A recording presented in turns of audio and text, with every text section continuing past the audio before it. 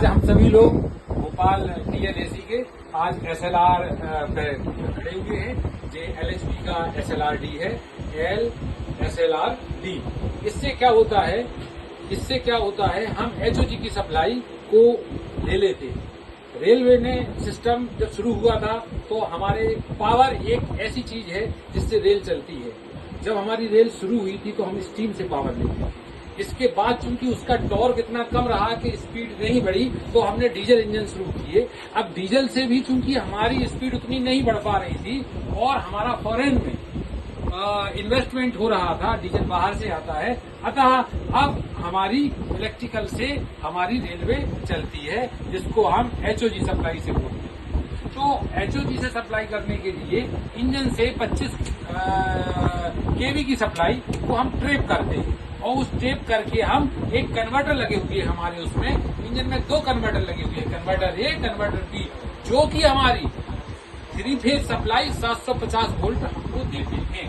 अब कन्वर्टर से इंजन से सप्लाई आना और गाड़ी में लेना, इसके लिए कंट्रोल पैनल होना चाहिए। इसके लिए जो कंट्रोल पैनल इसमें लगा हुआ है, ये उसको एक दूसरे की सुरक्षा के लिए, एक दूसरे की सेफ्टी के लिए ये कंट्रोल पैनल लगाया गया है।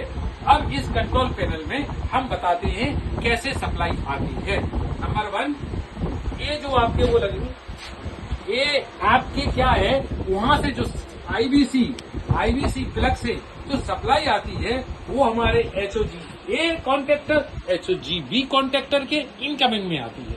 ये सप्लाई हमारे HOG-A, HOG-B में जो आती है, आपको ये दोनों को आप ऑन कर सकते हो और दोनों को ऑन करके ये सप्लाई हमारी यहाँ बसवार पे आएगी, जो कि हमारे फीडर ये लगा हुआ है, B फीडर ये लगा हुआ है, इनसे लेके हम पूरी ट्रेन में ये और B फीडर से लेके पूरी ट्रेन में दे देते हैं। अब चूंकि क्या है, हमारा यदि एक ही कन्वर्टर चालू है और हमको दूसरे फीडर में जोड़ना है, मालूम चला कि हमारा ये HOG-A चालू है और ये चालू नहीं है, हमारा ये कन्वर्टर से सप्लाई नहीं आती है, ये चालू नहीं है, तब उस परिस्थिति में हम बस कपलर को ऑन करके इस फीडर को भी ऑन कर सकते हैं। बस कपलर उसी कंडीशन में ऑन होगा जब आपका एक फीडर आ रहा है, एक नहीं आ रहा है। यदि दोनों फीडर आ रहे हैं तो बस कपलर ऑन नहीं होगा। इसी सब सुरक्षा के लिए इसमें तमाम सीरीज में प्रोटेक्शन डिवाइस लगी हुई है, कॉन्टेक्टर लगे हुए हैं, MCB लगी हुई है और उससे हम इसकी सुरक्षा लेते हैं।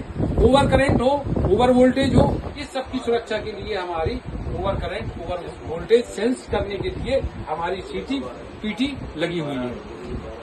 इस कोच में भी सप्लाई आनी चाहिए हमारे, तो इस कोच में सप्लाई जब आनी चाहिए तो इस कोच की सप्लाई लेने के लिए हमारे यहाँ पर 2 कॉन्टेक्टर लगे हुए हैं, working power contactor, non working power contactor. ये वर्किंग पावर कॉन्टेक्टर उसको बोलते हैं, जब हम HOG से सप्लाई लेते हैं तो इसको ऑन करके हमारे कोच में सप्लाई आ जाती है। और अगर काम नहीं कर रहा है, हम गाड़ी से सप्लाई ले रहे हैं, मतलब नॉन वर्किंग पे ले रहे हैं, तो कॉन्टेक्टर है दूसरा है, इससे हम ऑन करने पर सप्लाई लेते हैं। ऑन करने के इसके सिलेक्टर स्विच सब में लगे हुए हैं।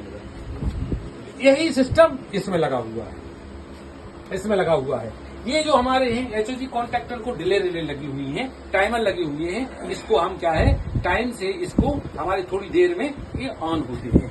अब आप ये बताइए कि इसके जो कॉन्टेक्टर हैं, इसके जो HOG-A के, HOG-B के जो कॉन्टेक्टर हैं, वो इटसेल्फ 750 वोल्टेज वाली की सप्लाई से ही ऑन होते हैं। तो उसको ऑन करने के लिए ये हमारे ट्रांसफार्मर लगे हुए हैं, इससे हमको 415 वोल्टेज सप्लाई मिलती है और 415 वोल्टेज सप्लाई की इससे कॉइल को देते हैं, इसके कॉन्टेक्टर कॉइल के, उससे हमारे कॉन्टेक्टर ऑन होते हैं। इसमें इनकमिंग आउटगोइंग में दोनों में फ्यूज लगे हुए हैं सुरक्षा के लिए, सेम ये कंडीशन में है।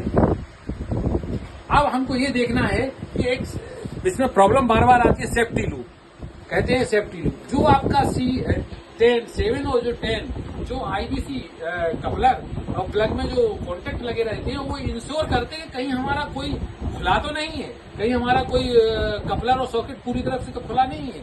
तो वो जो हमारे सेफ्टी लूप है उसके हमारे कॉन्टेक्टर ये लगे हुए हैं, वो हमें सुनिश्चित करते हैं कि हमारे वहां पर पूरी तरह से बंद है, कोई खुला नहीं। क्योंकि 750 वोल्टेज सप्लाई है, सुरक्षा की दृष्टि से अति आवश्यक है कि इस सब पूरी तरह से ये बंद होना चाहिए। जो आईबीसी सॉकेट है वो उनके ढक्कन पूरी तरह से बंद होना चाहिए। आईबीसी कपलर है वो पूरे अपने स्पेयर वाले उसमें लगे होने चाहिए, ये बहुत जरूरी है, इसके लिए लगा हुआ है। अब आप देखिए कि आपका जो फीडर कॉन्टेक्टर है और ये आपके असली कॉन्टेक्टर है, ये क्या है, सब 110 वोल्ट की सप्लाई से होते हैं। 110 वोल्ट की सप्लाई आएगी कहां से? स्कोच से आएगी।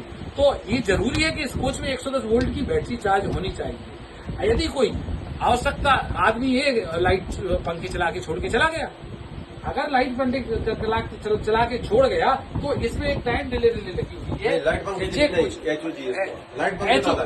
नहीं, नहीं इसमें